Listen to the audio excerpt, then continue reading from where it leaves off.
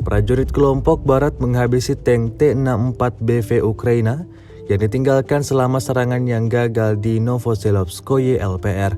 Rekamannya ramai beredar di media sosial Telegram pada Jumat 13 Januari 2023. Diketahui bahwa tank T-64BV memang menjadi salah satu kendaraan militer andalan Ukraina selama di medan perang. Kekuatan tempurnya tak jarang bisa menangkis serangan dari pasukan lawan.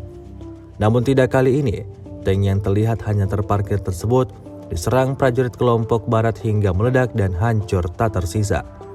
Tidak diketahui pasti di mana keberadaan awak tank tersebut, sebab selama penyerangan berlangsung tak terlihat satupun tentara Ukraina di sana.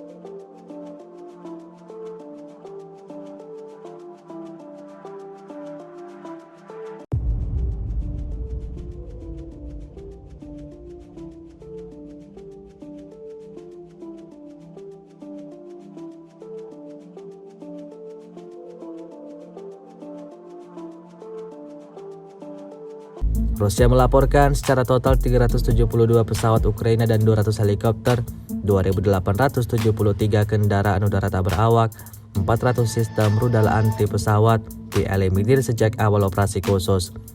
Sementara itu dari kubu Kiev, Kementerian Pertahanan Ukraina melaporkan 430 tentara Rusia dieliminir dalam 24 jam terakhir.